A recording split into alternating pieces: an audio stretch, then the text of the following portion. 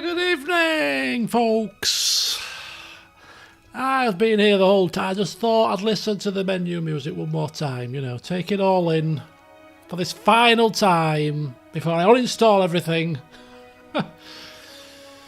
Good evening, folks.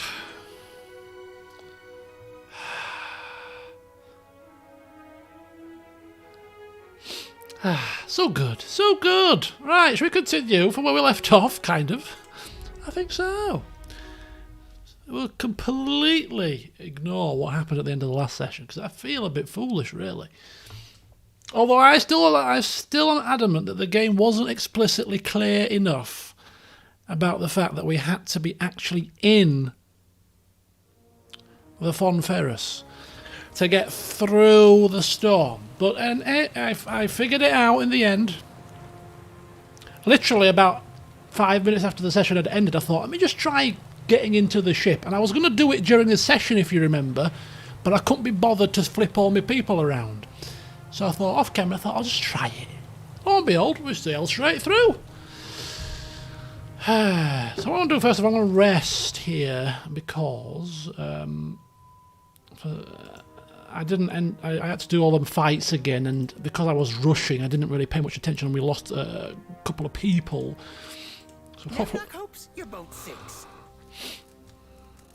So yeah, all those bull and drownings and whatever else happened was all a dream. Fedoran had many recurring nightmares on his ship en route to where we currently are. And thankfully, he realised as a result of these niggling nightmares that actually we need to park up at Nekataka and switch ships because there's something just not quite right. So anyway, here we are in one piece, thankfully. So Fedoran didn't die after all that. Not a chance. So here we are. And where is this? We are in the Ukaizo Harbour, this most fabled of places. The legendary Ukaizo. Here we are. So just a quick update. We are playing to the end. I don't know how long it's going to be, but if we finish before... Shut up! If we finish before 9 o'clock, I'm going to start a new stream series this evening. So, okay. You may want to stick around. I've got the game installed. I've got the stream set up. It's on private, so you can't see it. But as soon as we finish this, I just need to unprivate it, and we're good to go. Oh, Nicholas. It's not 112 operator. No, it's something else. It's something else. Short and sweet. I'm trying to stream short games and play short games between now and potentially March the 12th, which is a date that's been thrown out there as to when my computer will be ready. I'm hoping it's just an estimate, and it's could be a bit earlier, but it's not a problem. And it's not CK3 either, no. Right then, so without further ado, let's finish this. Fedoran has been on his travels for many, many days, months, weeks. You could almost say years if you include the first game's escapades. It's definitely time for him to retire. The gods, the Engwithans, everything else has taken over his life for the past few years, with a sabbatical in between, but nonetheless, he's ready now to formally retire. Alright, he's got enough stories to tell for all eternity at the taverns across the, Eora. He doesn't need any more melodramas. So let's just get through his studies thinking, I've got my lovely gold and purple robes to take back, and he's got hats to buy and all that kind of stuff. He's got a new Valia to form. He just wants some normality after all this world saving, Let's hope there's no more bad endings in store. Let's hope that it all goes smoothly. Because if we do get a bad ending, it'll just be as it is. We'll keep it. Oh, here it is. The same creature.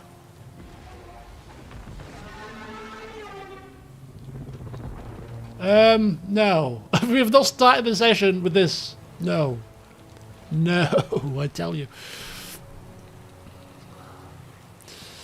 Okay. Happy days.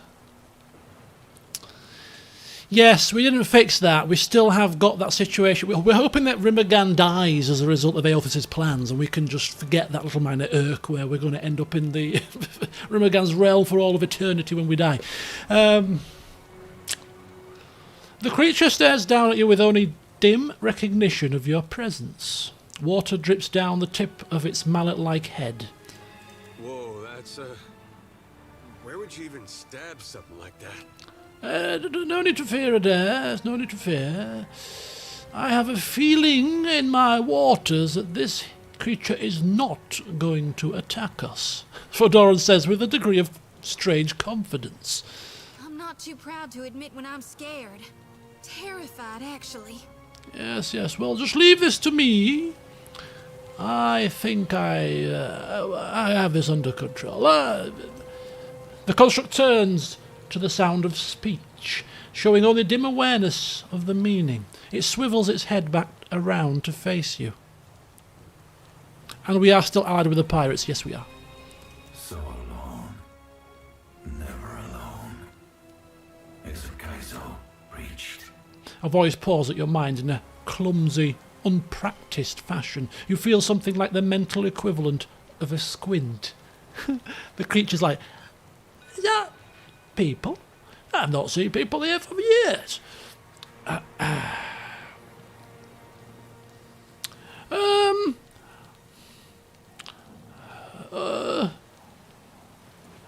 This is the Guardian of Ukaiza, Fedoran. Just confirming. Where are the gates of Ukaizo? Ah, yes, yes, I'm, We guard the silence of Ukaizo. You are a disturbance. Bronze plates grind together with a discordant shriek.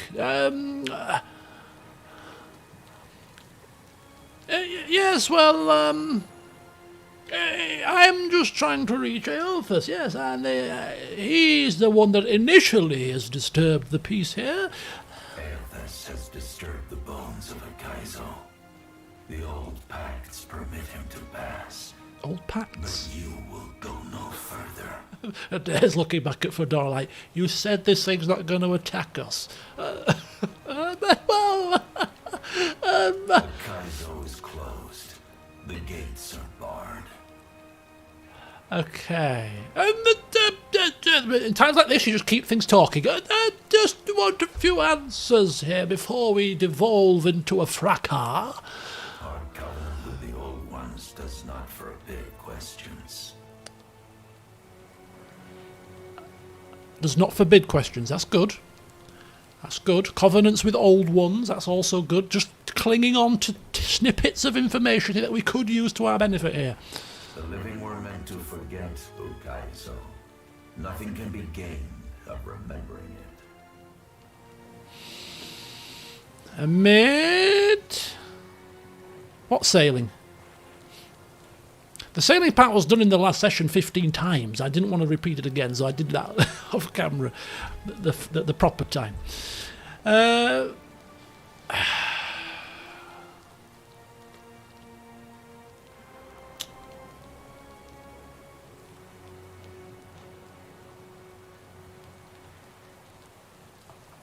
If I rest my legs.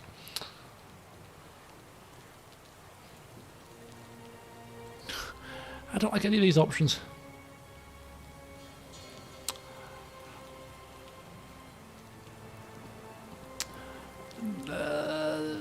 It's a bit insulting, that, isn't it? Well, I get the impression that you don't intend to let me live. What's the harm in a few questions? The gates of Ukaiza regard you in disgruntled, calculating silence. If your desire is to spend your last precious seconds in idle chatter, we will not stop you. Oh, good, good. I like chatter, yes. The chosen people of the Deadfire called Ukaizo home. The outsiders were their contemporaries, full of wisdom, ingenuity, and terrifying ambition.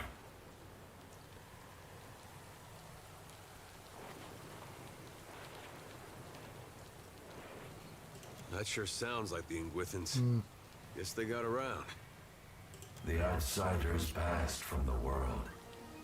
None of them remain. Well, technically, there's a handful of them left. Not all of them passed. Exactly. We got the one they left behind. The construct fixes on a dare with a quiet mixture of irritation and curiosity. Finally, it steers its focus back to you. You need to step carefully here. The old ones and the outsiders traded, collaborated, learned, and built together. Outsiders augured the doom of the old ones. The rift unmade them both. A deep throom of power echoes from somewhere beneath the construct's carapace. What caused this rift? The outsiders coveted ancient Ukaizo. Its occupation was a hindrance. Machines were built on a foundation of outsider lies. When the machines were nearly done, the outsiders constructed bodies of flesh and bone.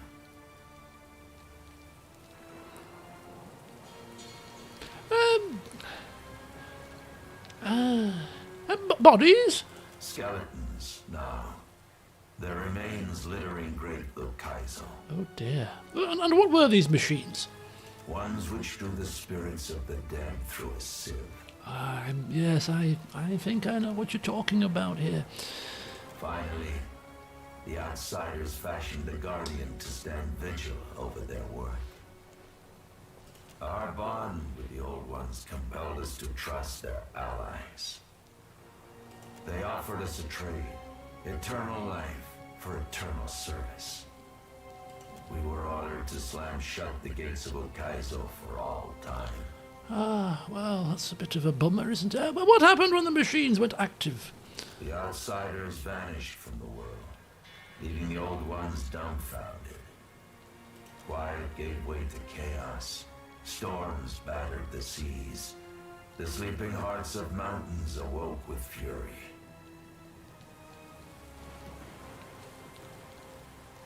When the last screams of the old ones faded, only we remained. It's quite a grim place, isn't it, really, in the grand scheme of things? So no one has been here since the devastation? None but the green colossus whose every footstep disturbs tranquility.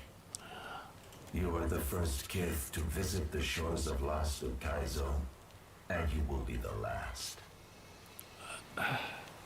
Now you know, and nothing you have learned can spare you from our obligation. Fedoran racking his brains, thinking, is there anything we can do here to prevent this from devolving into a rather horrific fight? May your journey through the wheel be an informed one.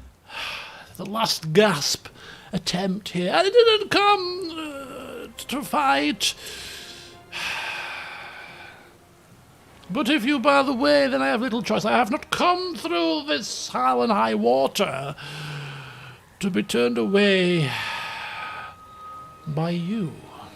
You chose death when you set your bearing, traveler. Prepare yourself. Damn. Oh, we're off skis. We are off. We have the Guardian of Ukaizo to face, who is weak to crush damage and lightning, and immune to corrode. Resistance to a few afflictions, immune to some others. We may bear those in mind.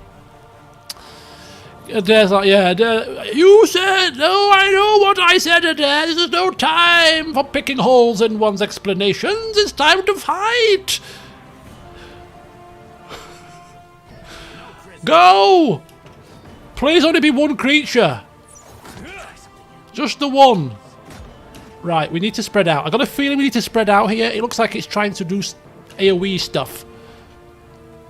Oh no. Not ads. No, I hate it.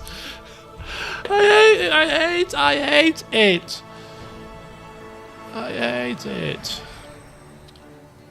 Adre animats. Just coming out of the sea.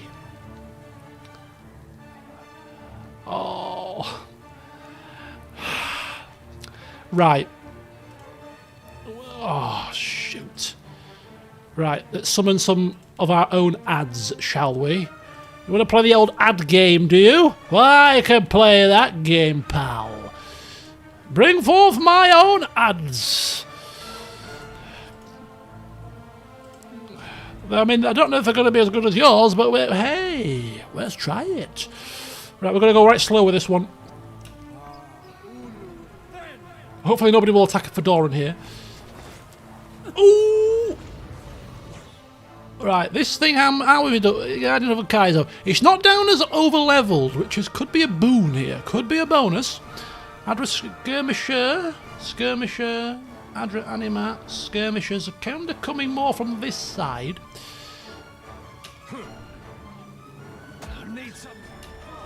Come on. Come on. Summon. Summon. Summon them. Right, these guys couldn't be tanked by these, right? So they're just coming here. That's fine. It's these ones I'm concerned about near the squishies. So I'm going to bring you down. Right. Oh, he's gonna have to go into that form. You guys help out. In fact, we'll probably get these down as quick as we can. It's probably the best thing to do. So let's go first of all Slicken. Kind of about there.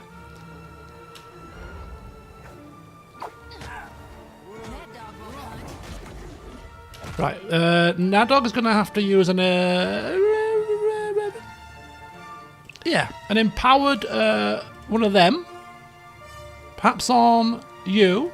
Improved Carnage. This is only taking one attempt, my friend. Have confidence. We faced the bloody Eye of Whale, for God's sake. This thing is not a god. This thing is just a hunk of metal.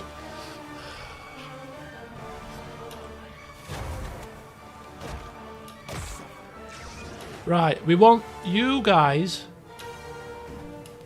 kind of on the ranged people. Bit of Slicken working wonders, and then we're going to go with a cold effect to make them a bit blind, so they can't hit us with their attacks. I need something stronger. Let us end this.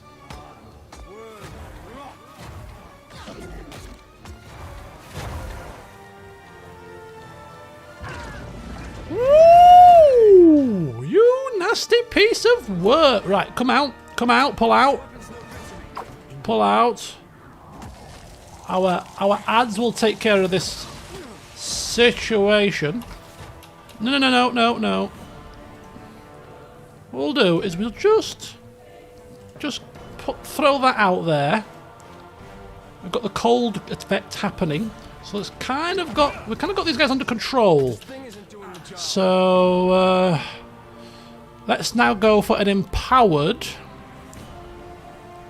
missile attack, which will hopefully be able to just touch some of the ads in addition to the boss.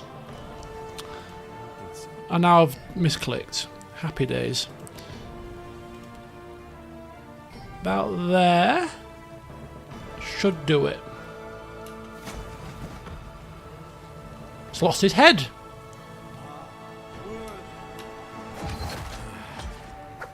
Hang on. They're moving. Why are they moving? Why are they moving? They should not be moving. They should not be moving.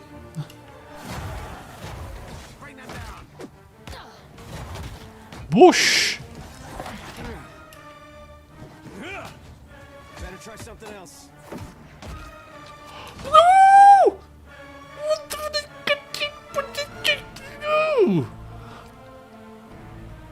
It was going very smoothly up until that bit. It was the great hulking statues now getting involved. Holy hell, fire!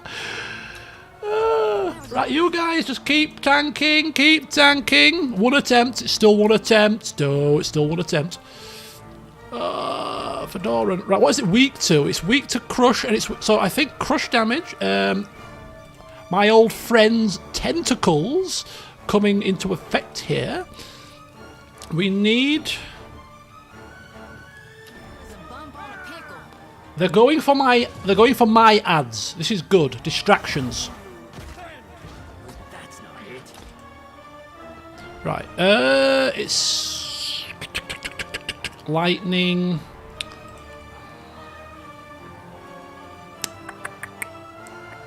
Can't really use anything with this guy. This is raw damage. Venom Bloom is raw damage. It's better than nothing. It just requires me to be quite close is all, but that's... I'm not a big fan of that spell, really. Moonwell. Wicked Briar's Pierce.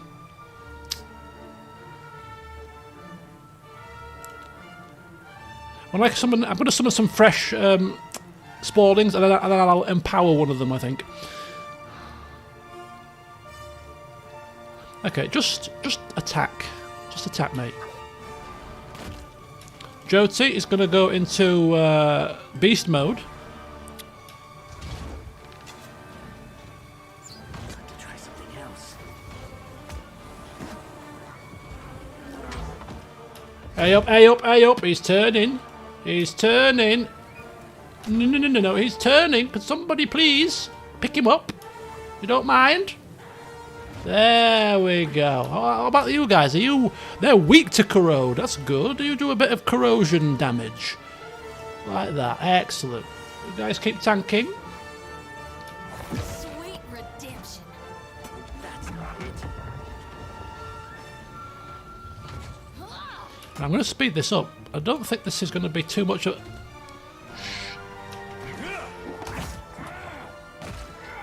Oh, you just kicked my little Spawlings, you evil creature. Oh, what's this? What's this? What's this? This is going to be another one of them, isn't it? Oh, God. Something's happening. What's happening? Oh, it's getting bigger.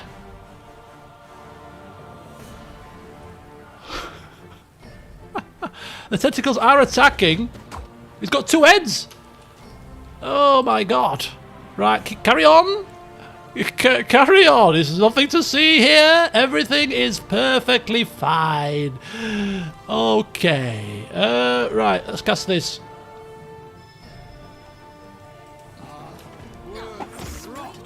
We're gonna need some stuff. Let's not use. Let's just use let's just Venom Bloom it. Let's just Venom Bloom it.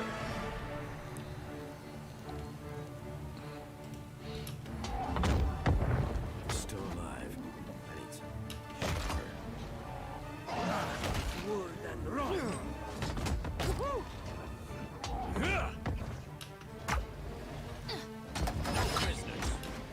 I think he got it off. Alright, Jyoti. Let's cast one of our buddies again. This thing isn't doing the job. It's okay. It's okay. Uh-oh. It's... Ooh! And then Griffin Hierarch has just appeared out of nowhere. Along with another one. Oh, right. Excellent. Right, you come down here quickly. That was about as Jesus. Okay, my estimations of this. It's okay. Just keep plugging away. Keep plugging away. This thing is weak to fire. Right. Excellent. Delayed fireball. It is. Walk into my fireball, you hobbling minstrel. Oop, oop, oop, oop, oop. Oh, this is going to take him ages to cast. It needs to happen, though.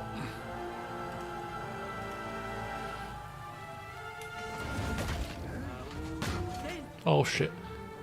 No, no, no. Come on, cast it. Cast it, please. Right, let's just get a quick one of these off. Excellent, excellent, excellent. You go there. You go there. You're there. Just buying ourselves time. It's going down. Fedoran. Let's keep going. It doesn't like lightning, does it? Right, excellent. Has it got 3 heads? It's got now 3 heads? It has got 3 heads! Fireballs blown up. Lightning attacks going in. More lightning.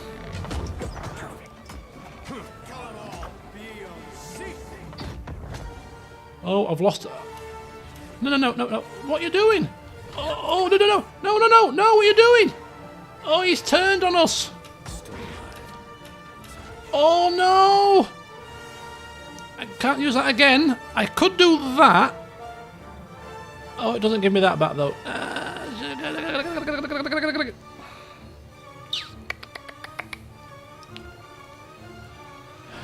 Now, dog, come forth.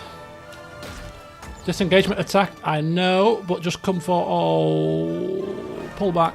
I need something stronger. Now, dog, hit it. There we go, that's fine, that's fine. Right, replenish. Still... Right, Joty's fine. Just gonna... Let's do a bit of sell. Ooh, we just need to be careful. Cast heal there. And, oh.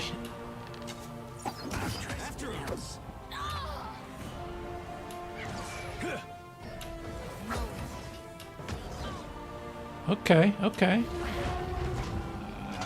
Sounds like some out of Jurassic Park now. Right, let's go again. We're running out of spells. Slowly but surely. Ninakaus Bitter Mooring is cold damage. Right, we'll go with this one again. Oh, okay, he's still there, so that's going to help us to get rid of him as well. So use that. Go. Now, dog. Come on, mate. Keep hitting. Oh, he's going to smack him into the floor. Bush.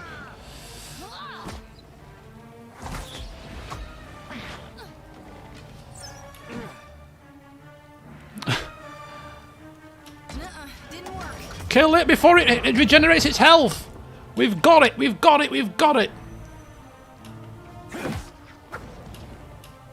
Oh, it's doing all kinds of wonderful things. It's crumbling. That's a good sign.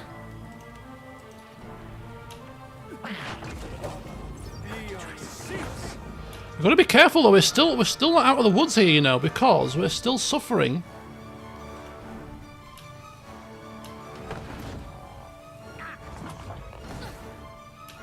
Oh, we're still suffering! They've been feared! Oh, not now, not after we've killed it, please! No. No, come on. Oh, shoot! I need to heal them. Where's my healing one? Healing to the Watcher's allies. Yeah, heal. Good to me. Heal. Adair's back in the fight. Can't make it down. Just a little more. Joty's down.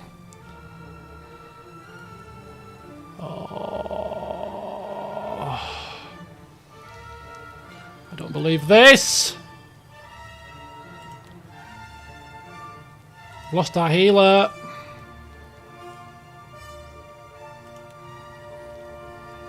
Where's Nadog?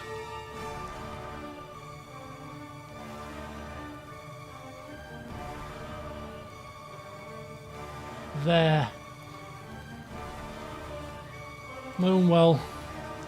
Oh, that's the wrong spell. What am I doing? I'm doing Wicked Briars, that one.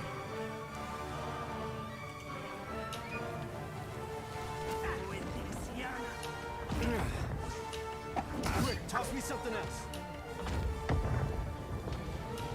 Come on now, dog. Come back to us. Come back to us. And Griffin Hierarch.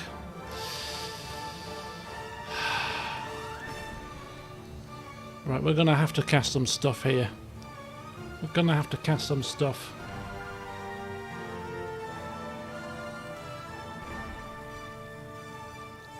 Oh, revive. Hang on. Who had the revive? It was this guy. He had a revive spell, right? Regenerate. Revive a fallen ally. Oh, where is she? Bring her back. I need something stronger. Good call. Good call.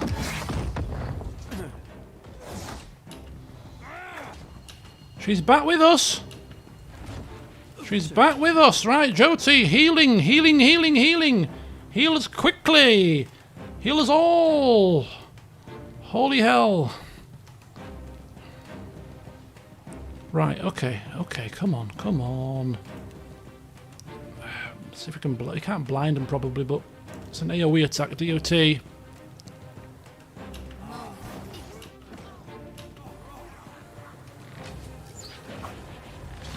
No, come here. Come here. No. No, oh, no. Oh. Madog is back. I'm back, suckers. Penetrating strike. Go. Adair. Power strike. Fedoran. We're running out of stuff here. We'll use that one.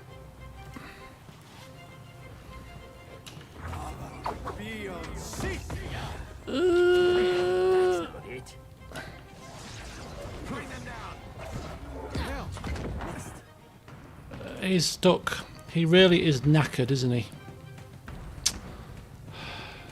I need something stronger.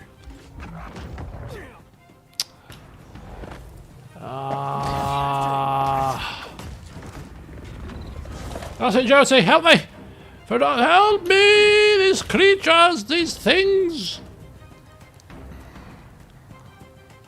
Right, okay, so what we're going to do now, very shortly... Right, Nadog. Yeah, take that thing down quickly. Adair, come help Jyoti with this. Fedoran, just...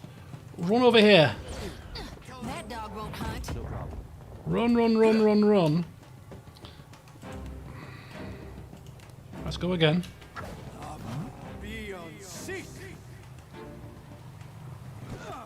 Oh, she's turned hostile.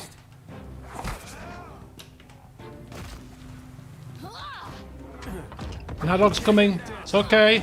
No, don't hit Jyoti, you fool! Hit this thing! Leave her alone, she's not of sound mind! What is it? So help me. I'll whoop the next one of you who takes aim at me. What is it?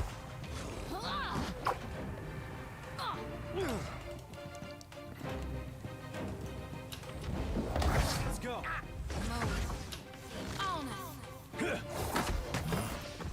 Oosh!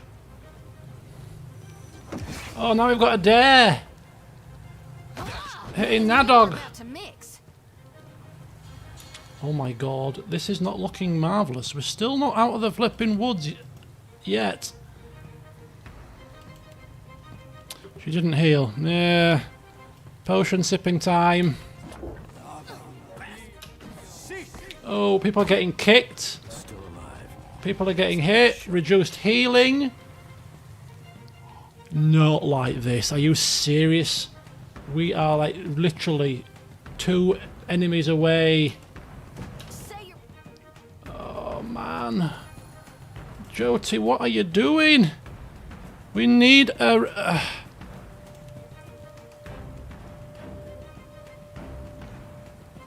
we need major healing, man. Major healing now. Prayers. Quickly! So help me God, I'll whoop them. Oh no!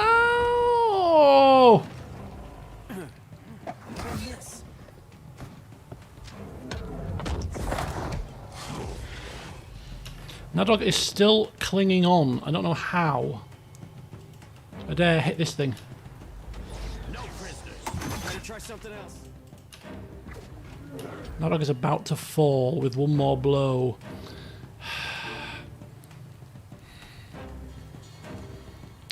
Weak to corrode damage, right?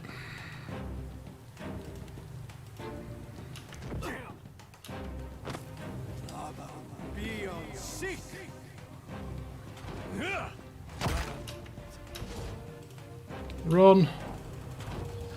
Run. Right, you're going to have to cast. Fleet feet. Have we still got fleet feet? Oh no, but that takes away from our health. Right, we're fine. We're fine. Adair? Come on, Adair. It's the same combination. We've had them before. Adair and Fedoran. They can do it. They've done it before. They've done it before. Right, just take a sip on a potion. Do I have a revive scroll? I don't have a revive scroll with him. You can't swap spells mid-fight, can you?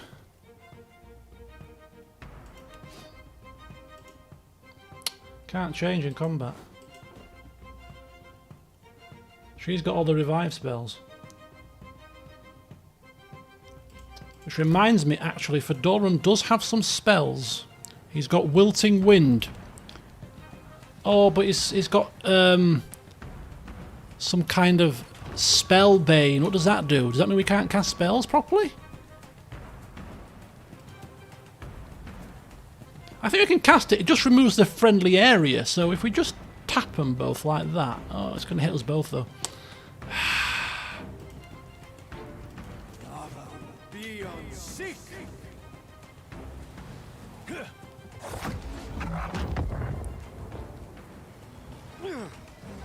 This weapon's no good to me. After him. It's okay. This is a slow burner. It's a slow burner. Minor blights.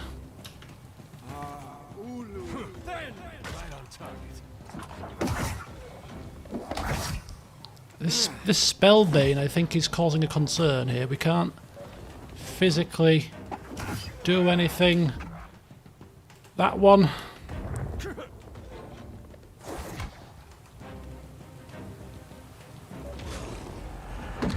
something else. Gaining defenses, followed up with Soul Strike.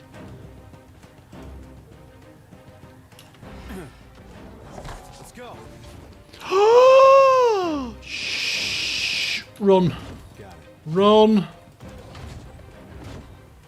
Run. Run.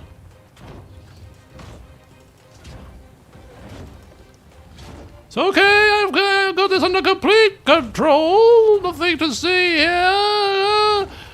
It's just a few things. Oh, hellfire. Jesus. I'm running out of things. Running out of things. I still can't. I just cast this. Just cast it there. This thing isn't doing the job. Yes! A scroll may have saved us. The Great Wizard is never out of spells. A few nifty scrolls up the sleeve ought to do it.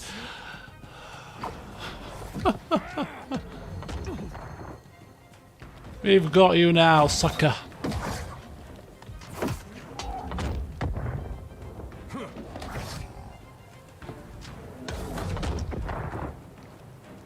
Need something stronger.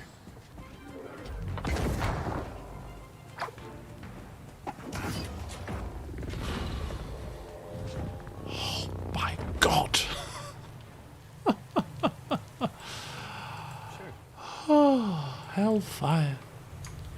Right. I think I better save it quickly. One attempt, it was one attempt. Bloody hellfire. Just by the skin of our teeth. We will be resting.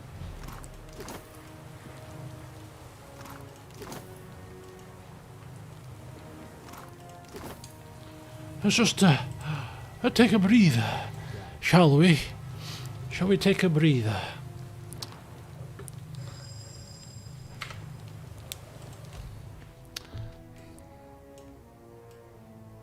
I mean, I don't even know there's another fight to go yet. You've all told me there's another fight, which I didn't know, but... should we be busting out the really good food again? Should we be making some good stuff? Highly used bounty, that'll do. That's quite a nice food stuff. Give that to Adair as well, as the tank. And one to Fedoran. How many have we got of these? Only the one? One, but 3 uses. Ah. Well, we'll give Hylia's bounty to Fedoran, because, you know, I was the one that did the work. We'll just use fruit for now. That's 3 fruits. And what else have we got? Anything delightful?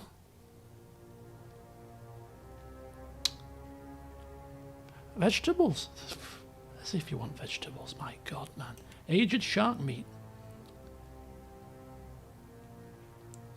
Bit of cuttlefish. Extra might. That'll do for now. You think you captain? Nem not better captain. I don't think there's any more fights. I don't know. I've got a sneaking suspicion. Right, have we got enough potions for everybody?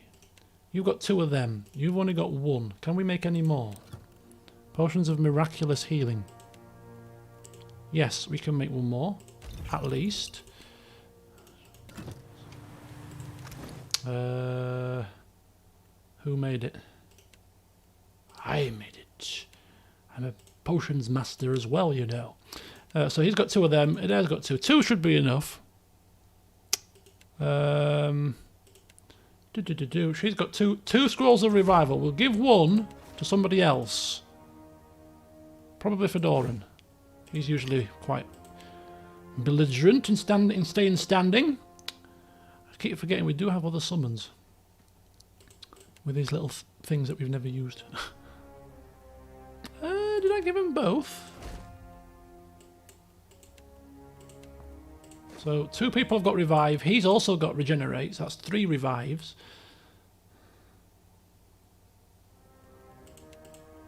Potions at the ready. Excellent. Sure.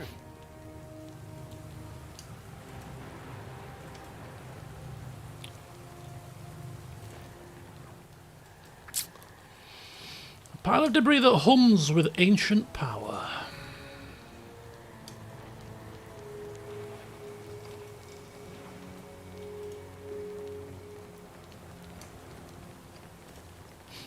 All right. Ukaizo Harbour, done. Holy hell. This is a rather large place. Grand Promenade. Ondra's Spire. Moiguith.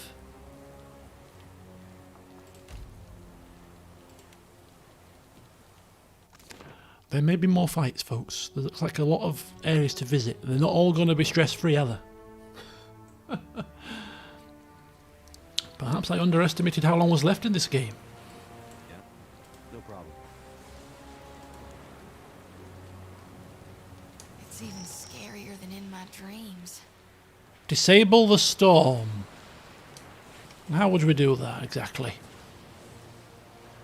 We need to disable the storm whilst so we can get down.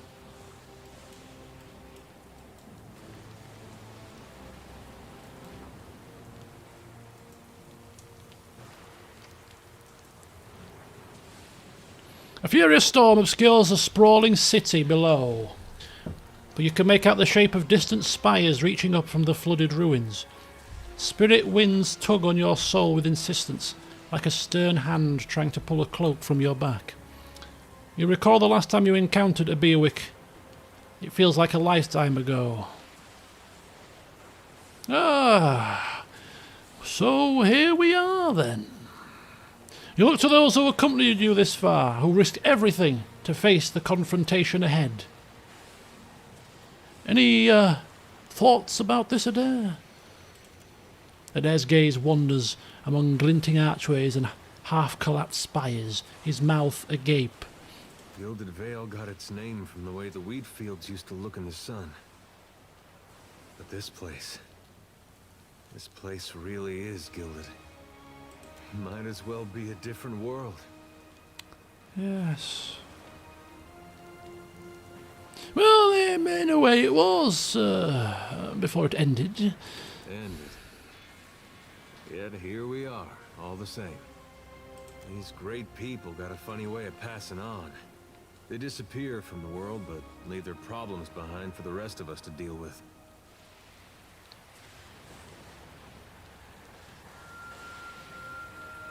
Well, I suppose that's why we're here, isn't it?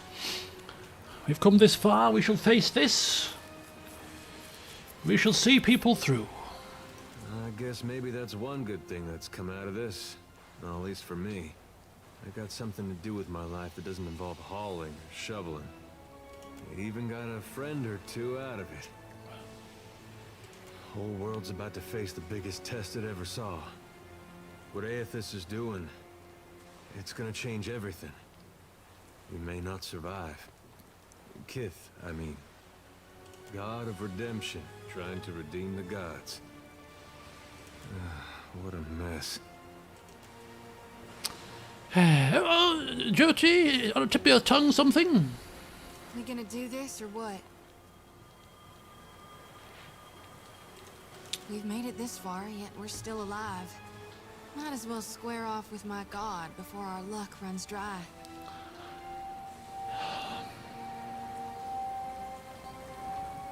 Luck, you say? What luck? Neither did modesty, it seems. Well...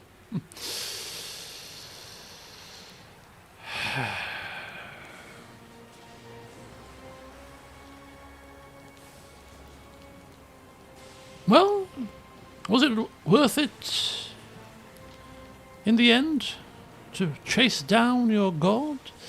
Reckon it was. Sure, I did some things I now regret. God knows I got plenty of blood on my hands. Tell me, Watcher, can there be a god of light and birth if souls themselves can no longer be reborn?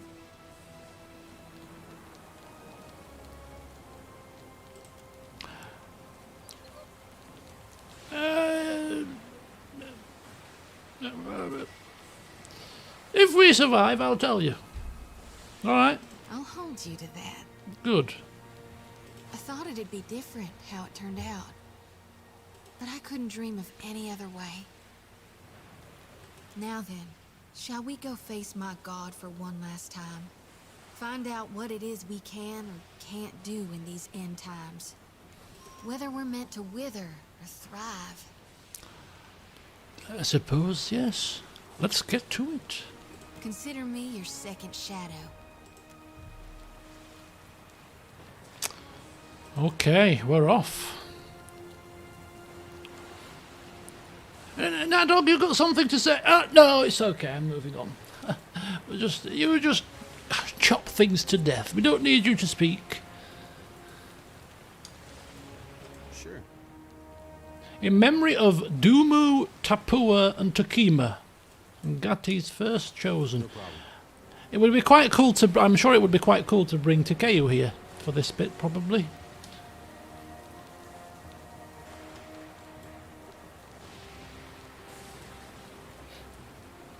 Right, let's keep pressing on. There's nothing we can do in the Grand Promenade at the moment, whilst the storm rages on.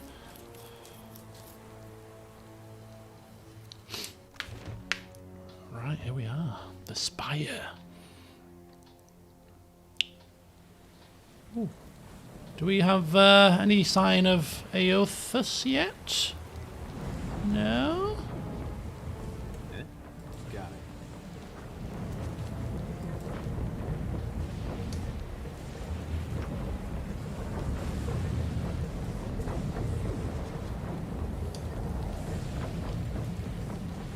Alright, and what do we have here, I wonder? I think I shall handle this. Just bear with me. Why not? Though the device atop the tower spins in wild blurring revolutions, the air around it is still and calm. You stand in the eye of the storm, which has cordoned off Ondra's mortar from the rest of Aora for thousands of years. You see an antiquated control panel, its levers engaged in positions of activation. A deep percussion shakes the tower by its roots. Somewhere in the obscurity of the storm, Eothas rears back his fist to deliver a mighty blow. The control panel has weathered the millennia better than the rest of the city. A layer of dust covers its elegant glass tubes and engraved copper levers, which appear both intact and fully functional. Deactivate the machine! Fedoran grips the largest of the levers and brings it up to its starting position. The vibration of machinery gradually slows and turbulent winds grow calm.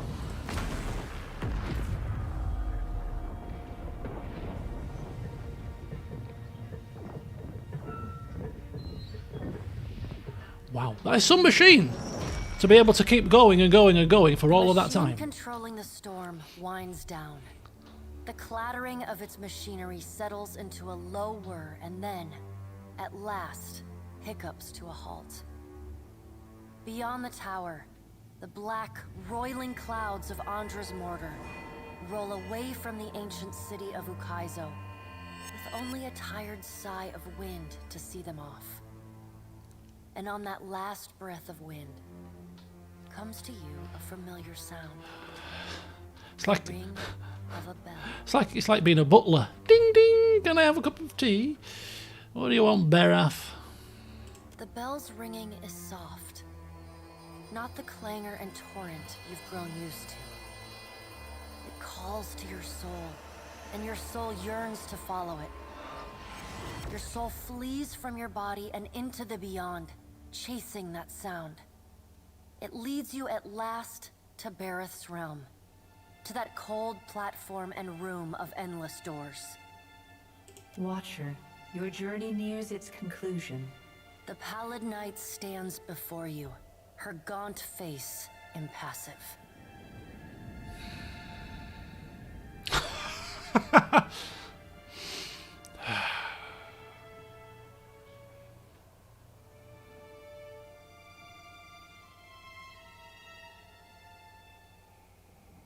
We're going to say nothing. Soon you will confront Eothas for what will likely be the final time. And you will do so as the Herald of Berath, the only creature on the face of Aora to whom he will listen. Remember that. The pallid knight inclines her head to you, black hair hanging lank in her face. She steps back and cedes the floor to Helia with a small, resigned sigh. Oh, they're all going to have their say, are they? These gods.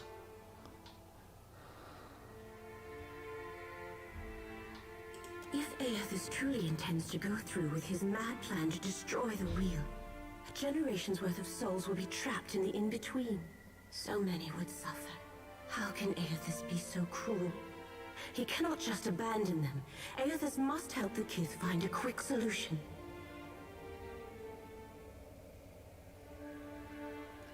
Abaddon strides forward. Eothas thrust this crisis on the Kith. They did not bring it upon themselves. Their only mistake was entrusting us to watch over them. Who will help them rebuild their world now?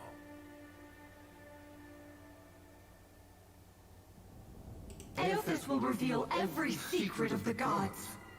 Will Kith be able to change the established order if they have no wonder to inspire them? Eothas must help them resolve this quickly, lest every one of Aora's few remaining mysteries be laid plain.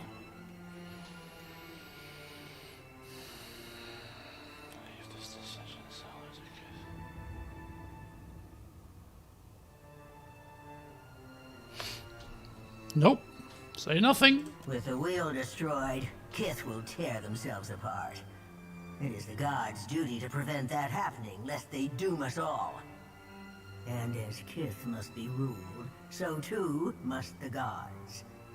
I say that if Eothas is so eager to throw down the mantle of power and step aside, I shall take my rightful place as Queen of the Gods again. Oh, I'm sure you will, love.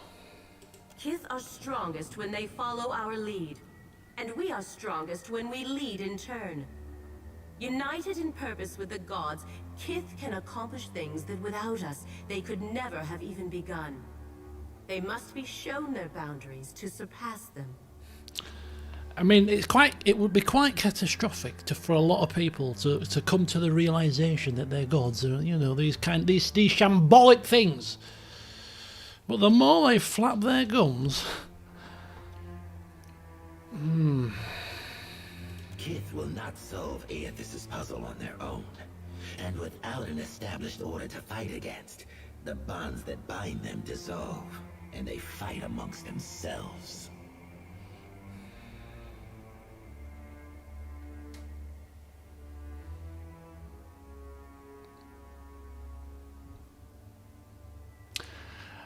I mean, some of these questions might reveal a few little snippets of information here, but we're going to say nothing.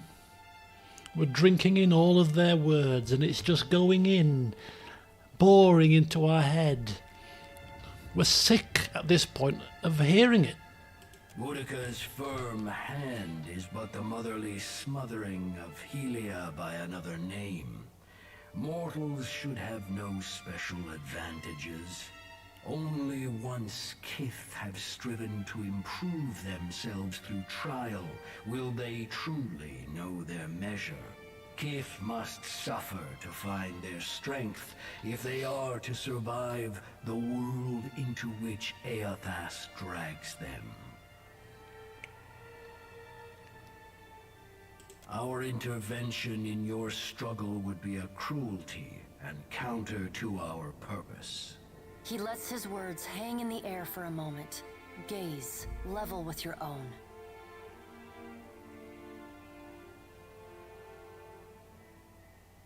Indeed.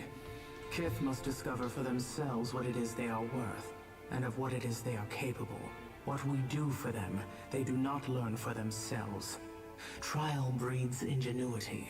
If our work of generations was not in vain, Kith will succeed in spite of Aethys' actions.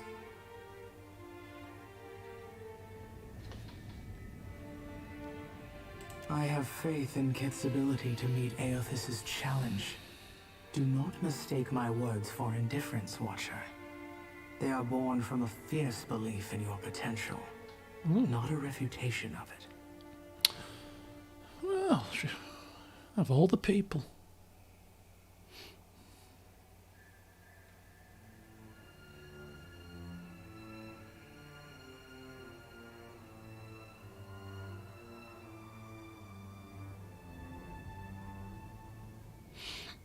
Margaret is blinded by an Oh. affection for mortals. She does not see that entropy is the destiny of all things. If Aethys were wise, he would destroy everything. End life. End reincarnation. End death. Kith have had their chance. It is time to let silence reign. As Rimmergon's words fade, the Pallid Knight returns. She no longer towers over you, a giant even among the gods, but meets you at your height. She lets the arms crossed over her chest fall to her sides.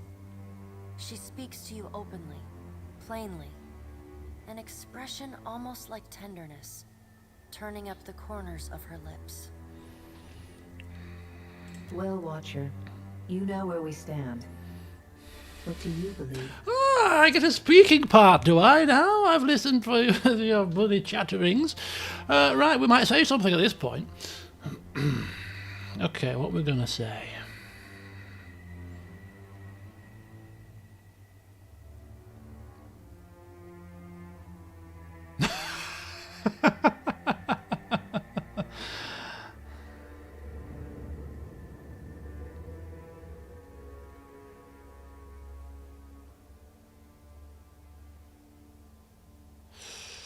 Some interesting choices here.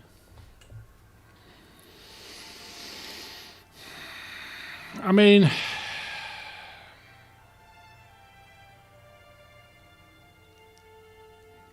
course we do care, so that's out.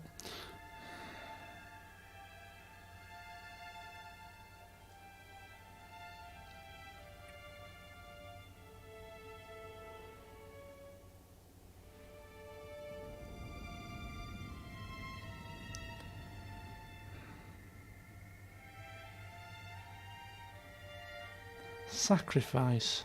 Coming days will be hard, but we've been.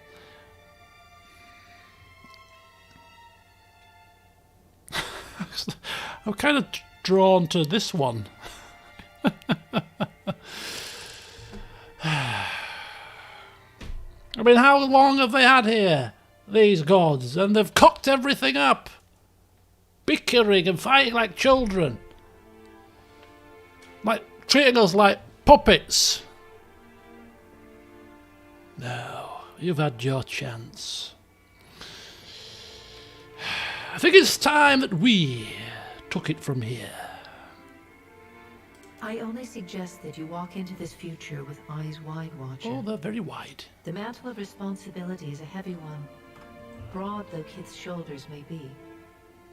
Now the time has come for us to part, Watcher. I laid upon you a difficult duty, and you discharged it well. You will be free of it in time, but not now. You have work to do yet. You are no stranger to hard choices. You killed Theos, and when his soul was laid bare before you, you chose to banish it to Braith Aemon. You gave him the justice you believed he deserved. Ooh, Pillar's one choice. Remember the strength it took to make that choice, and know that you alone may sway Aethys now. When you stand before him, choose your words carefully. Oh, don't start talking to me like that. Whatever, very poignant words you can speak. Speak them well, Mr. Diplomat Fedoran. Don't cock it up now. The gods depart one by one, oh, here we go. brooding silence. A solitary figure remains perfectly still until the last of her colleagues is out of earshot. Wodika peers down at you. Oh, God. A triumphant grin splitting her weathered features. Bareth is a fool if she thinks I'll let her enjoy the last word. You were trusted with a heavy responsibility, Watcher. Speaking for mortals, and representing their interests in the future to come. Well,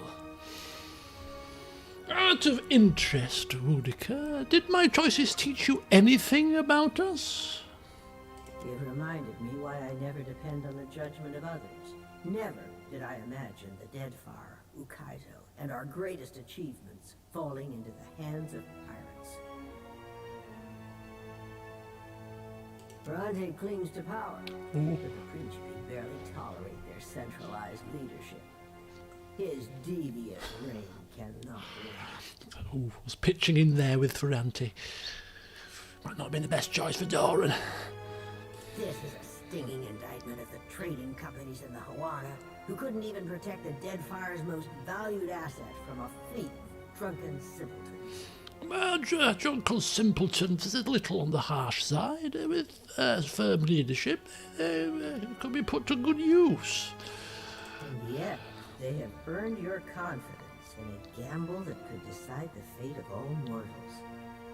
Why is that? I may have been drunk. May have been drunk at the time. I'm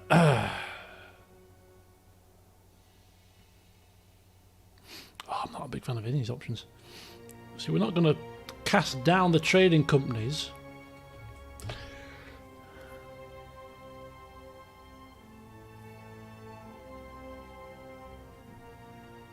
I fully support Drunk Fedoran. I almost feel like we've got to answer, but I don't like any of these.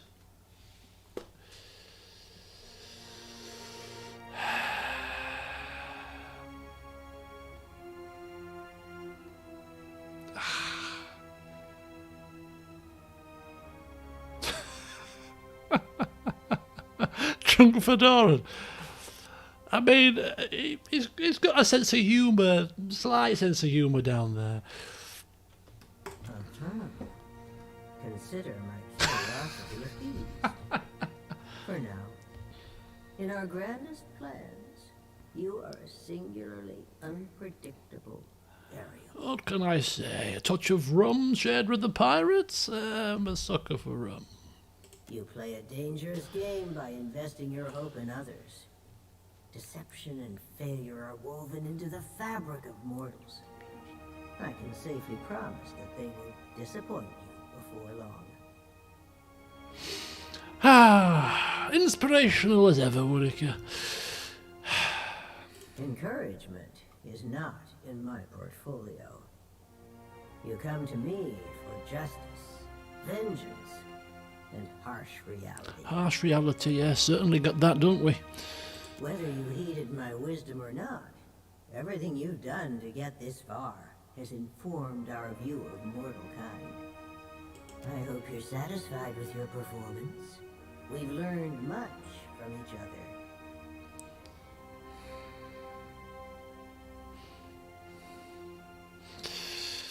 I don't want to ask that. Farewell, Whittaker. Farewell. Nothing could convince me that mortals are equipped to steward their future. Your efforts to prove me wrong were admirable, and my detractors will likely use your example to oppose my rule. Was casting your lot with an undisciplined mob of pirates supposed to change my mind? Don't answer that question. Okay. A difficult road lies ahead of me. Your alliances have made proving my argument an uphill battle. Well done, I suppose. Aethys will no doubt have a sunnier outlook on mortals and their chances of success. He already has everything he wants, so go and listen to his empty-headed idealism. The rest of us will be sharpening our blades, preparing for the future he lays out for us. Priest lady, Nemnock needs healing. Oh, there he is. Smacking things to bits. Consciousness returns in a wave as the last of the machine's energy dissipates. The calming of the storm reveals a sprawling city around you like sand wiped from a mosaic. You see the distant outline of Aethys' rising fist in triumph and purpose. You've fallen asleep on me. I'm gonna have to start walking behind you with a pillow. Oh, by the way, the storm's gone. Also, I think Aethys has ended the world. Ah, yes, sorry about that. That's just convening with the gods, a very important juncture here. God's darnation. My head. Peering over the edge of the tower, you make out a distant shape amid the ruins below. A galleon has limped close enough to drop anchor. The once proud flag of the Valian Trading Company hangs in weather-worn shreds. The empty deck tells you that the surviving crew have long since boarded a skiff and rowed to shore, which means you're no longer alone on Ukaizo. Oh no, not the company. They misrepresent my intentions. Perhaps we can negotiate. I mean, for all we've done for them. Damn it! Valians! Trading company morons! See the bigger picture here!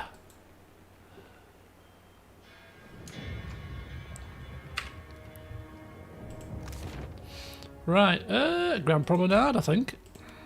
Where we shall probably be ambushed.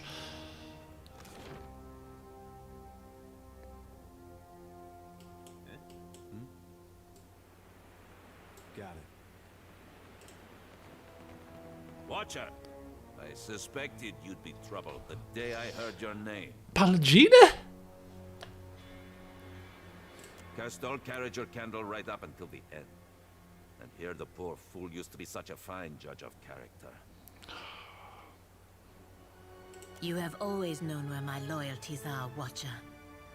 It is a shame it had to come to this. No. This is This is not as it seems, I quite assure you. We can avoid more bloodshed here, Nero. Just listen to me, hear me out for a second. Even now. But I will put a blade through your heart, Watcher, and sleep all the better for it. I don't wish to do this. You're driving me to... Oh, hellfire. It is your funeral! Ooh, slow this down!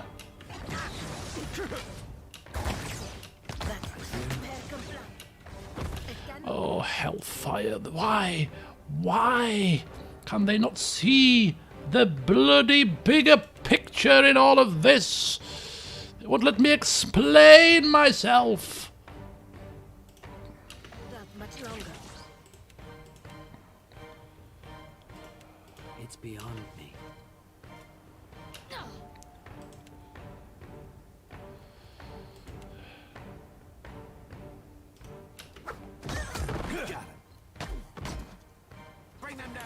Did you cast this, Fedoran? Come on. Come on, you can do it. Can't do it. What do you mean? Are you immobile or something? Will you? I'm like, Fedoran, kill him. No, I can't do it. Valen Trading Company. Fedoran, kill them. I can't do it. Yes, you can. You're gonna have to. Kill them. Oh, no. Fedoran, kill them.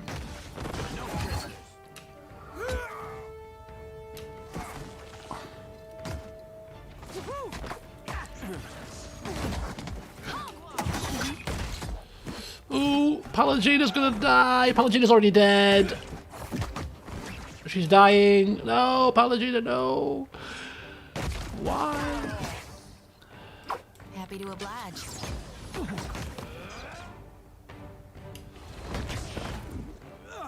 Got you now. Oh. Sure thing. Oh, Palagina. No, I don't even know if does she lay here? Is she being obliterated into 1,000 pieces?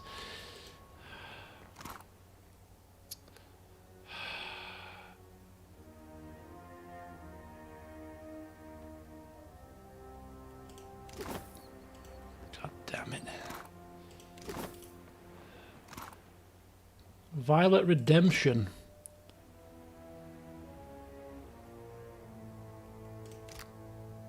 Palagina's armor. Of course. Fedoran. Something I can do. This is what I like about Fedoran, you see.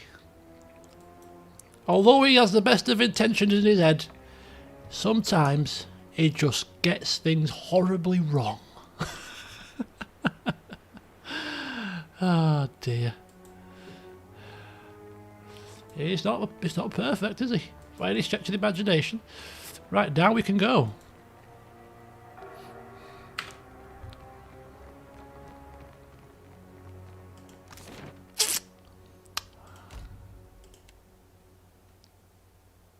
Hey, you worst. You descend into the ancient winding streets of Ukaizo. Battered by storms for thousands of years, the ruins bear the marks of their role as the lone witnesses of the god's great secret at the center of the city. The houses and boulevards are pierced by great spears of luminous Audra. There are no ashen bodies, no birds, no sign or sound of any life. But with every step, the rhythmic pounding in the distance draws nearer. Soon, you can feel the vibration traveling up your spine. As you approach the center of the city, the weathered architecture gives way to more luminous Audra, piercing the ruins, eventually overtaking them entirely. Cresting the top of a fallen tower, you finally get a clear view of Aethys. He stands, legs astride, next to a great stone monument ringed with 11 cavernous alcoves. all but 3 hold a gargantuan skeleton, bones scrubbed clean by the city's storms.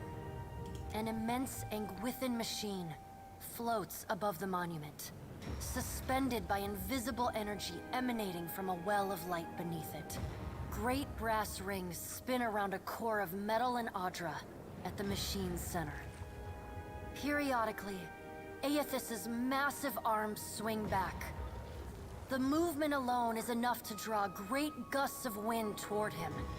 When they come down on the machine, the impacts are accompanied by eruptions of electricity, fire, and smoke. The hundreds of luminous Audra pillars across Ukaizo sympathetically dim in a rippling wave that spreads out from the machine. The only safe route to the god is a steep ascent along a monstrous pillar of luminous Audra. Intertwined with fragments of Ukaizo's ruins that it has carried through the centuries. The pillar bends in a long arc, towering above the machine.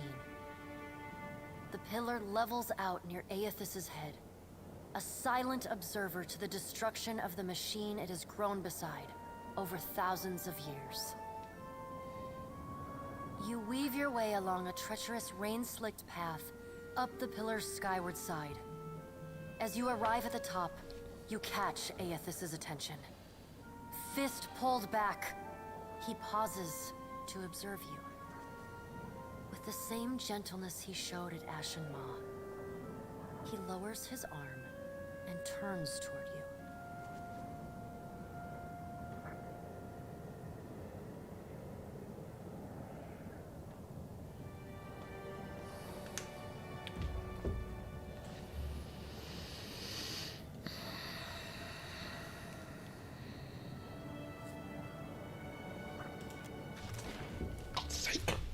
Bloody hell! Strange to see Ukaizo in this way.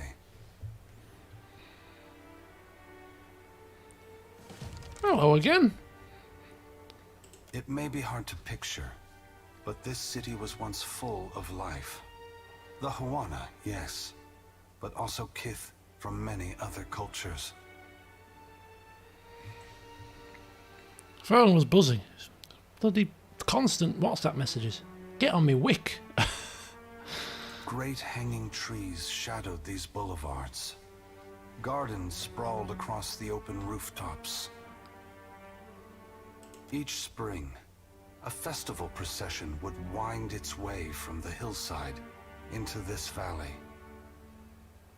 The celebrants would pass through a steep walk among the stalls of foreign merchants, flowers falling upon them from all sides. Sounds fantastic. All people of all nations, together in a celebration of new life. Such was the power and beauty of lost Ukaizo. If we don't fix this mess you're about to cause, the whole world is gonna look this bad. I mean, it's a mighty heavy load you're putting on our shoulders. I just hope we can carry it. As long as there are people like you in this world, Adair, I truly do. This power has always been in the grasp of mortals. Now you will finally be aware of it. Now you will be able to decide what to do with it. Gone, please, I'm begging you. What do I do following this? How am I to best serve those still living? To improve our future chances of survival? The Deadfire and the Eastern Reach are full of animancers. Women and men with brilliant minds who can solve this great problem. They will also need people with brilliant souls, like you, Shodi. People who can tend to the spiritual needs of the world in a time of fear and desperation. Remember, the flame you bear is not only light, but warmth. Provide comfort to all who need it. But what of you, Watcher? Me? Why have you followed me? Have you come to bear witness to the breaking of the wheel? Oh, God. Right. Is this bad? I've come to fight you. Fight. Only to bear witness.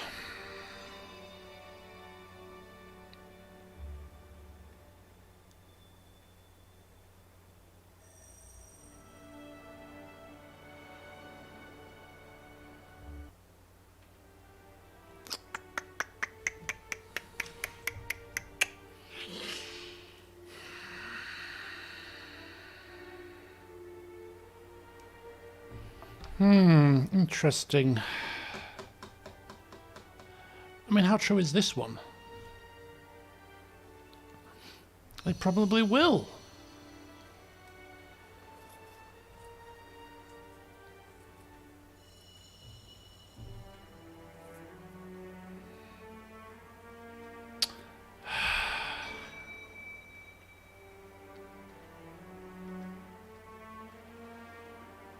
And you believe I should give my strength to one of them? I am certain Woodica has convinced you of this course. No. Why do you believe I should give this power, which we have used so irresponsibly for so long, to any of them? To kill themselves.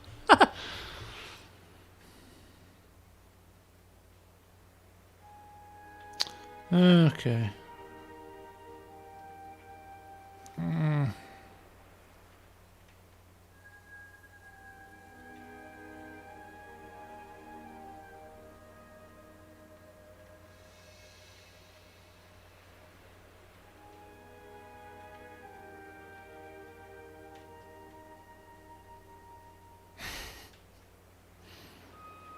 Though I hope my brothers and sisters would not do so, history has shown that this chaos may very well move them to war.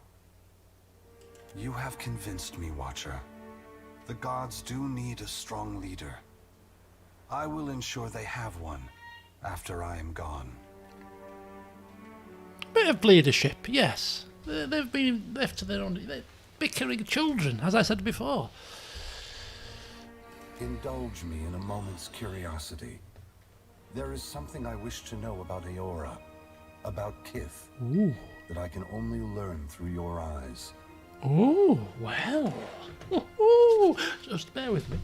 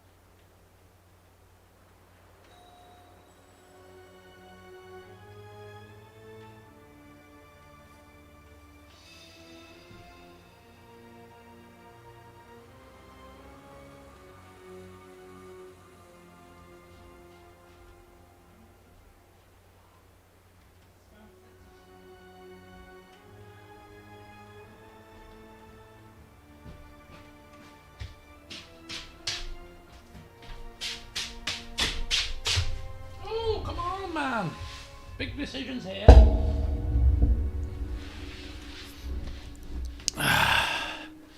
Right, sorry about that. Got me dinner. Can't eat at a time like this.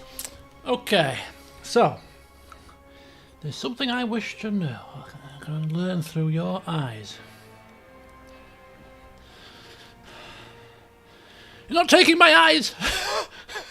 No. Go on. You followed me all this way, dodging an armada, navigating an impenetrable wall of storms, Well, you put it like that, yes, quite a tale to tell, isn't it? Voyaging across uncharted seas. Which are now charted, just ask Sansa, yes? Besting a guardian who existed to bar your trespass. Yes, that was rather tough. With the machinations of gods echoing in your ears. Yes, ringing bells, very irksome.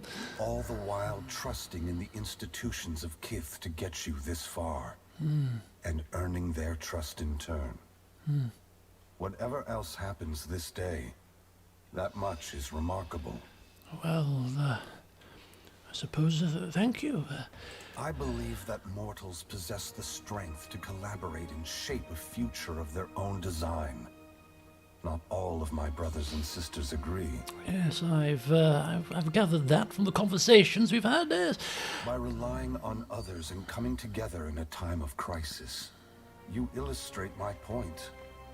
The gods will witness you and question their assumptions about how responsible, empathetic, and sophisticated mortals can be. Well, Fedoran probably thinking deep down, well, they're not all like me, but it's a, you know, it's a start. What inspired your decision, Watcher? Did the choice echo your foundational beliefs? Or were you influenced by observation? Oh, this choice to pick the pirates. Oh, God. It's come back to haunt us badly.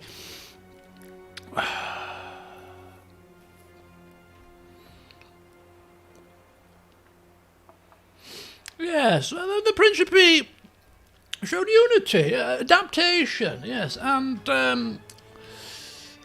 with my presence on their council, my vision, drive and determination, as you put it, I'm sure that, things will work out for the best. I thank you for your perspective. Yours is not the only opinion that concerns me, but for the moment, it offers much to consider. I am having spam fritters with a battered sausage and some chips and some spaghetti. Do you know that's the Heinz spaghetti in a tin? All I ever wanted for mortals was growth, transformation. Once, my brothers and sisters shared this goal. Some have forgotten themselves, giving into fatalism or tyranny. Others have succumbed to apathy. It brings me great sorrow that crisis is the only way to set the future in motion. Would that I could pass the responsibility of heralding your darkest hour to another. Never forget that trust and coordination between mortals brought you to this place. Your future is built on a foundation of hope, and you have laid the first stone.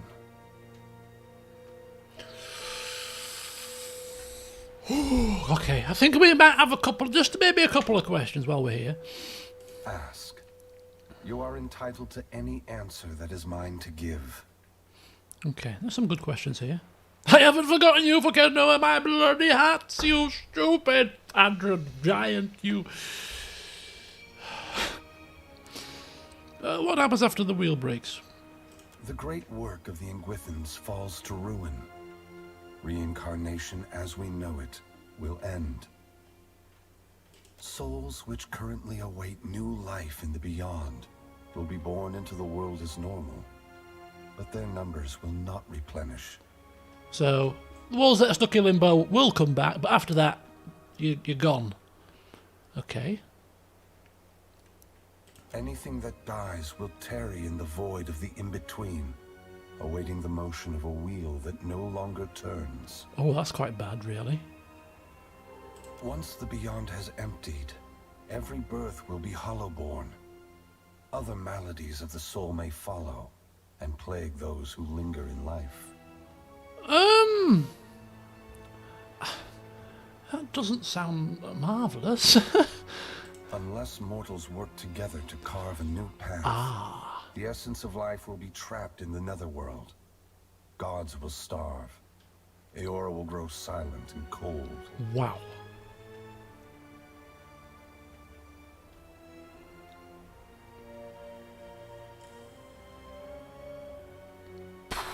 Okay, so there's hope, unless we work together to carve a new path. So there's a way for us to solve this mystery, but we've got to use our own now. So we've got to come together as a people and solve this mystery, which has been caused by you. Why now? Why all this now? For several reasons. My strength was diminished after the Godhammer bomb, and assuming this form took incredible effort.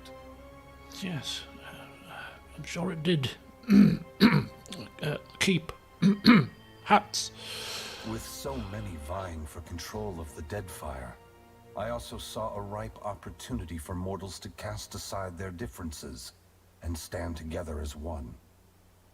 They have never been more powerful, more capable. Because of this, the gods must justify their importance or be proven obsolete.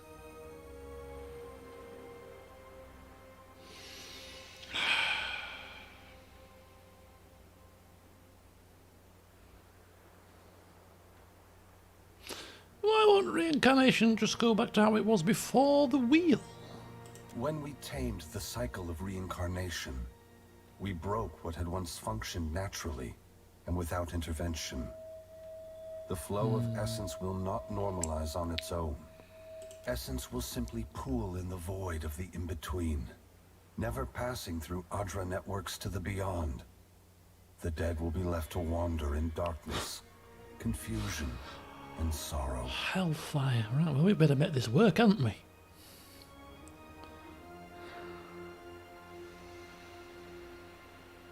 How long have we got? A generation or more. That much essence is already poised to flow into Aora. But unlike an hourglass, no amount of turning will compel the sand to reverse its course. Should you choose, you could lay down your burden and trust in your children's children to set matters right. That depends entirely on you. By your reckoning, there are still good years to come. By ours, time is short.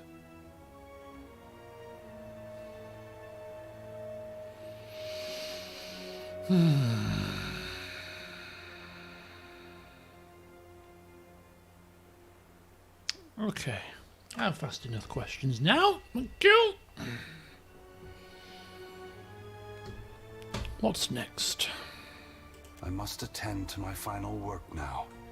I cannot delay any longer. You have carried a heavy burden across the Deadfire, Watcher. Before I go, I would rid you of it. No sooner have Aethys' words entered your mind than you hear one final dissonant ring of the bloody chime, and then silence. The knot that formed when the pallid knight first addressed you in the beyond is now gone. You are free now, as free as any of us can be. Many will come to you for help in the years ahead. Animancers, priests, even the gods themselves. Oh, fantastic! Oh, well, the one they all turn to. Bloody hell, can you imagine? Oh my, he'll be sat there on his little throne, his new fort somewhere, new keep. Oh, God, he'll be lapping it up, he will. Oh my God. I have great hope for you, but always remember that your future is for you to decide. Use your freedom well. Yeah, can you just remove the Rimmergan thing as well, while you're there, you know, just as a reward? It's too much to ask.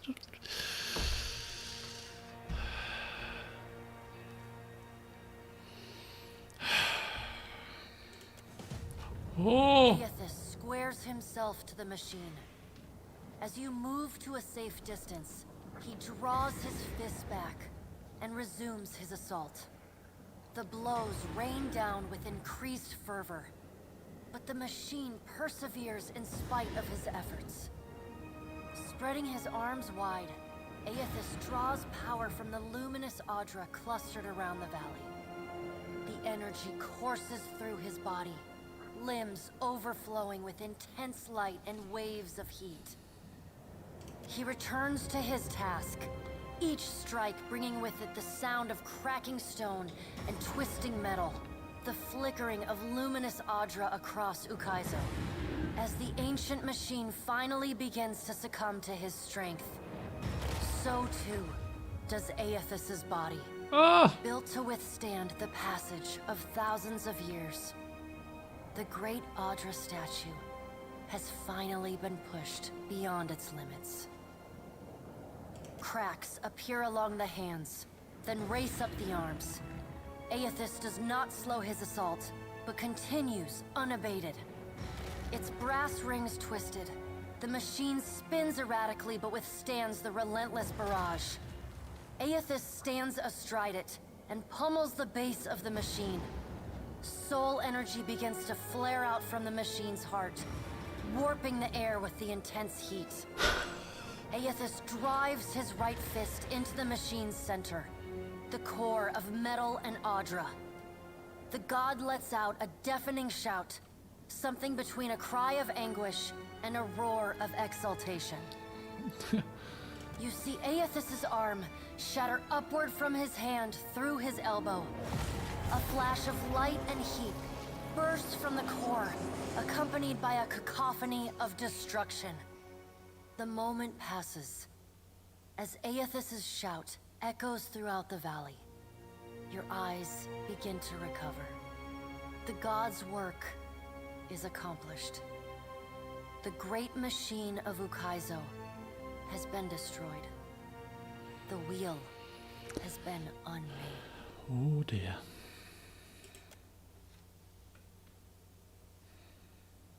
As Aethys's voice fades, the enormity of what you've accomplished sinks in. You have confronted a god. You have rediscovered the ancient city where the wheel was forged, and you have seen the wheel shattered. What comes next is uncertain, but already the legend spreads of the Watcher, who survived Andra's mortar and stood toe-to-toe with Aethys. Aethys channels his essence into Bareth, empowering the god of doors, cycles, and life and death beyond all other gods. Bareth vows to maintain peace and order in the here and the beyond. She's the leader. While Kith labor toward a solution. The other gods, for the time being, submit. Well, that's quite good. I like that. You know, she put the thing in us, but other than that, she was quite reasonable. Under Bareth's guidance, the world becomes a more predictable, stable place. Good. Seasons fall into a disturbingly regular rhythm, and wars, famines, and natural disasters dwindle. But so too do surges of prosperity and innovation. Well, this is a good start. Great minds around the world work methodically towards salvation, both unhindered and uninspired by changes, upheavals, and the unexpected. Under Ferrante's guidance, the Principi Sen Petrena lay claim to Ukaizo and begin the difficult work of nation building. New Valia. They establish a formal government around the Consuelo Mes Casitas and learn to cultivate and trade for the resources they once seized You see? and stole. Their neighbors in the archipelago are initially reluctant to accept them, but given the ample protection that Andra's Spire affords Ukaizo, Oh, this is they brilliant. have little choice. This is good. I like this so far. The Valian Trading Company and the Royal Deadfire Company continue trading in the region, though they're now forced to pay tariffs to the very pirates who once robbed them. Small sacrifice. Ralatai enjoys a respite from the storms, though the Principi's control of Andra's Spire remains a constant threat. There's no threats. What threats? What threats? Demoralized by the loss of Ukaizo, the Huana tribes fragment further. All of Queen Onikaza's work to unify her people falls apart, and foreign traders openly flout the decrees of the Kahanga crown. Well, that's quite bad, the poor tribal people. But, you know, everybody can't prosper. Port Maje remains stable despite the changes at work in Deadfire. Governor Clario and Storm Speaker Ikawa work together to shore up their defenses against the Principi and to petition the Valian Trading Company for additional funding. Thanks to their joint efforts, Port Mage becomes a bastion of security and prosperity in the southern archipelago.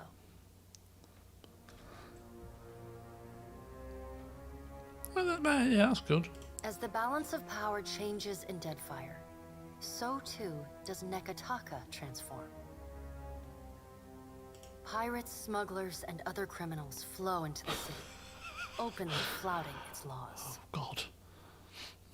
Largely forgotten amidst more prominent concerns, the Gullet continues to be a miserable place, especially for those Raparu who flee to Nekataka seeking a haven amidst the turmoil.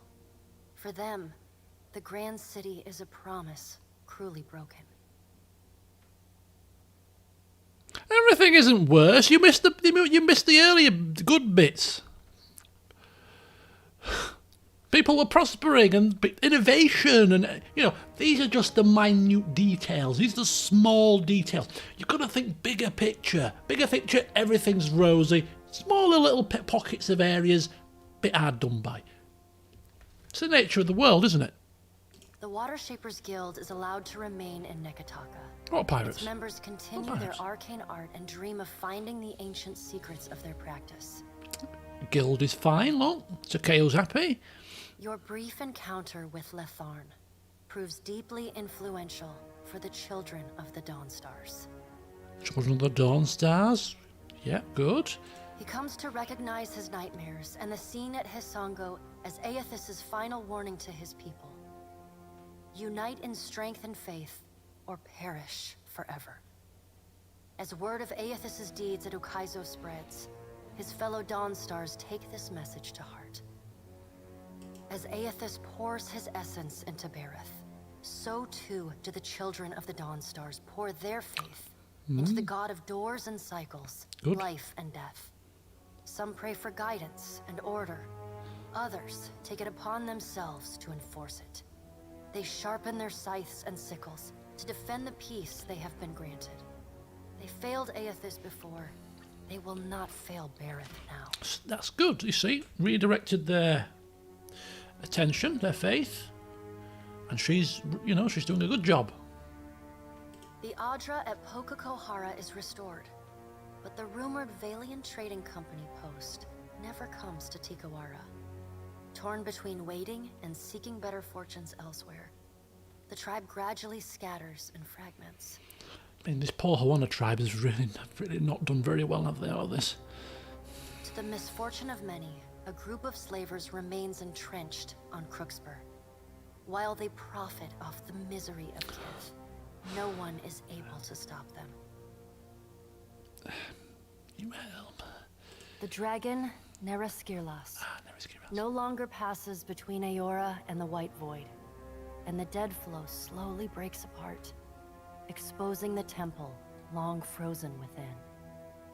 Under Halfjorn's guidance, the Harbingers of Dusk resettle within Remergon's temple, vowing to forever protect it from the defiling touch of outsiders. Over time, the group becomes increasingly reclusive and fanatical, attacking any who dare approach the holy site. Well, it's just leave them be. Leave them be. The chime of Remergond continues to pulse coldly within your breast. Though the beast of winter rarely intrudes upon you, the chill within your soul promises that you will return to his dominion in the end. Oh, damn. Well, we're going to have a word with Bareth about this. She'll do something, surely. She's the leader now. She can do something for us, I'm sure. Hundreds of Kith, and no small number of Wilder and Primordials, flee from the Black Isle. Their minds a confused collection of inconsistent and contradictory memories. Each escapee bears knowledge that was once lost, and agents of the Hand Occult across Aora work tirelessly in the years that follow to hunt down and end these fugitives. They find far fewer than they hope. Released from their bondage to the sightless eye, the Vithrak of the Halls Obscured abandon the Black Isle and resettle in the deepest and darkest recesses of the ruins beneath Nekataka. Sisak and his colony remain secretive and isolated, however. rarely interacting with those kith crawling about in the sunlight above. The fleshy mass of Wal's abandoned body continues to slumber beneath the halls obscured. Guarded, and studied, of course, by the circle of Archmagi, the group establishes a permanent presence above the halls. And, with time, the Black Isles become one of the preeminent institutions of arcane knowledge in Eora. I mean, are we should be inducted by now, surely. Though your adventures alter the destiny of Eora and the balance of power in Deadfire, they also leave a lasting mark on those who travel at your side. Your companions find themselves changed in ways both big and small. Oh, let's have a rundown of what's happened here then. Who's left? Palagina's dead, Seraphin's dead. I mean, that's not a good start, is it? Adair returns to Hisango, where he reunites with Byrne, the son of his former lover, Elava. Although Byrne regrets not having joined the army of Aethys, he accepts that he tried to go about it the wrong way. Likewise, he comes to idolize his new uncle, who has truly marched in the lighted path. Together they set about bolstering Aethys' following in Deadfire, and prepare for the greater conflict Adair believes is soon to come. Shodi is not a priestess who understands the meaning of subtlety. As such, she makes her girlish crush on Adair painfully obvious from the moment she first sets eyes on the strapping fighter. Early in your travels, Adair appears discomforted by her persistent flirting. He often grimaces when she sidles up to him, and he takes endless pains to keep their conversations terse and to the point. But after a little smoothing on your part to nudge them in the right direction, Adair makes an effort to view Shodi with an open mind. And Shodi begins teasing the veteran fighter in a more companionable and less amorous manner.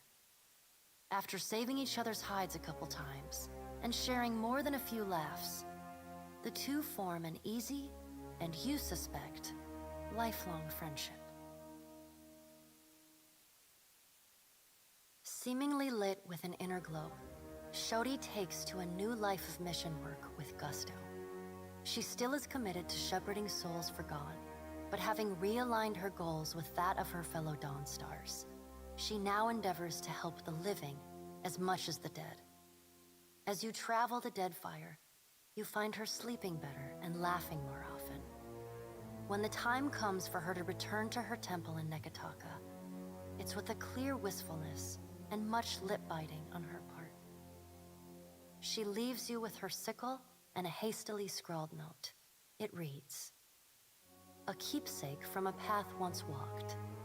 Remember me, Watcher, for I will forever dream of you." If Aloth has learned one thing from your adventures, it is that the forces shaping the world are vaster and more complex than he had ever imagined, and they are far beyond anyone's power to control. Thus, it is with great relief that he sheds Theus' mantle. The leaden key will become what Kith need of it in time, assuming they have need of it at all.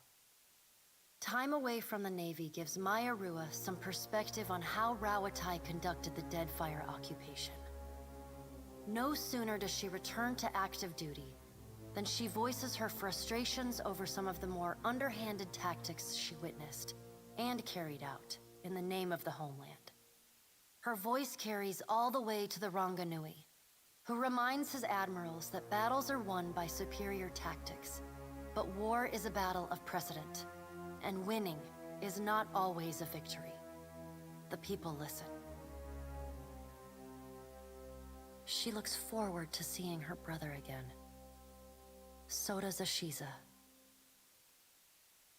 Takehu distances himself from the problems of the Deadfire, giving the tribes a reprieve from godlike omens. And Gati's silence speaks volumes. The Huana grow to rely on each other, paving a new way forward divorced from their traditions. Soon after he departs Neketaka, Distant tribes report of unusual and salacious water sculptures appearing on the shores.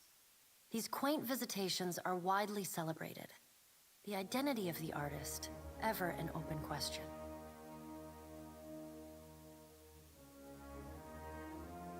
Without Tekehu, the Water Shapers Guild learns to grow and prosper on its own.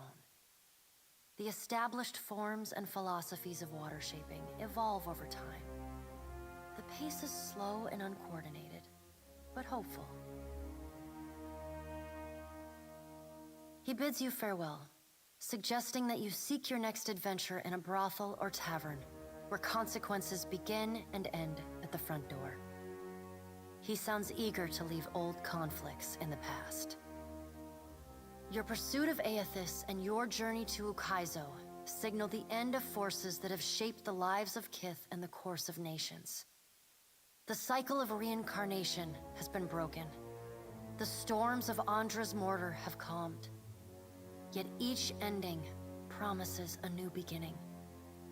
As the sun rises over Ukaizo, Kith turn their gaze eastward, wondering at what lies beyond, and at the world they will fashion for themselves.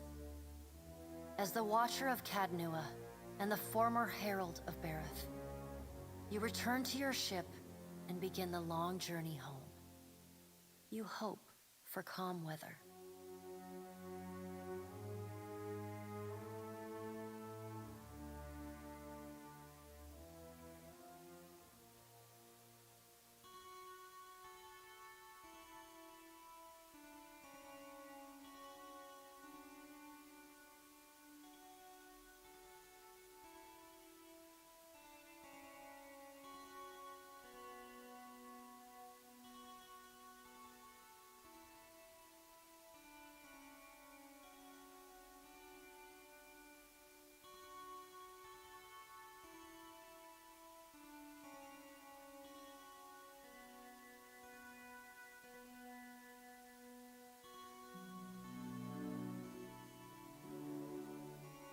Right. Okay, I've pretty much almost finished my dinner now. That was very quick. But, oh man! I only wish I never saw this screen previously by mistake, if I'd seen this now for the first time. But nonetheless, it's now all the sweeter to see it. And the music and, you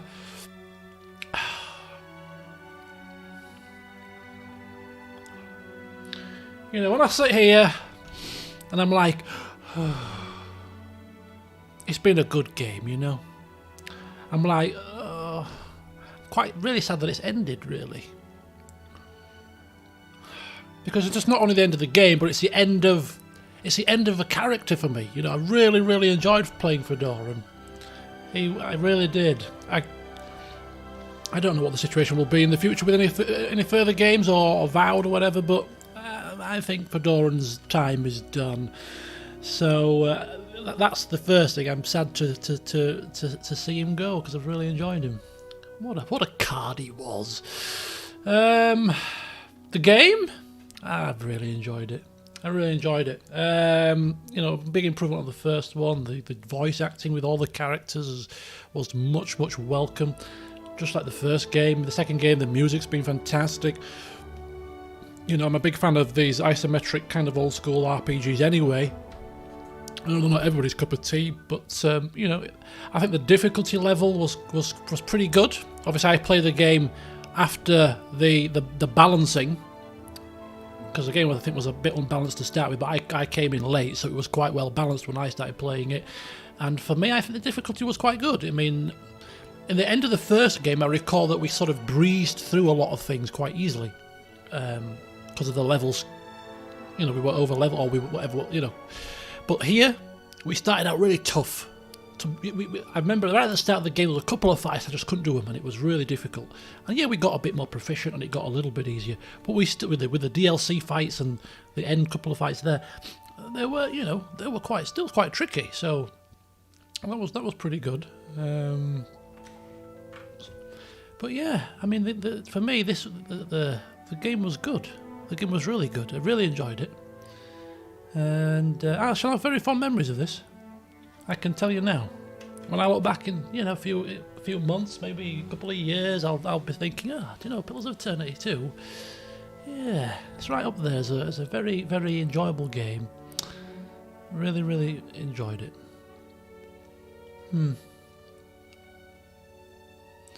Highly recommend it if you've not played it.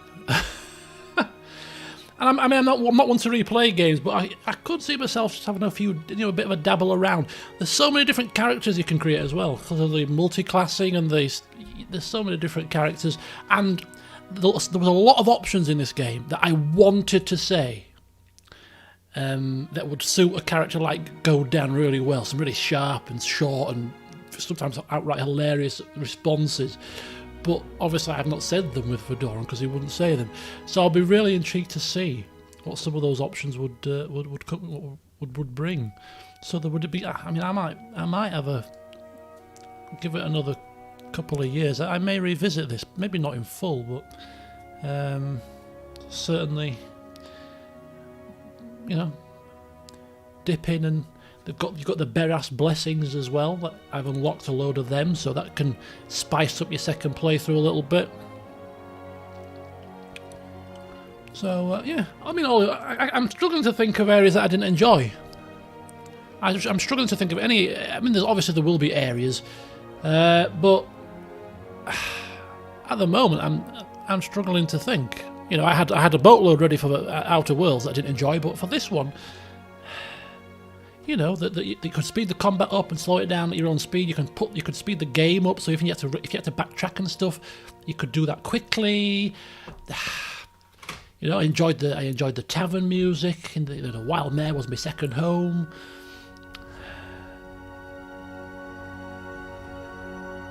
Ship combat probably was the worst of it.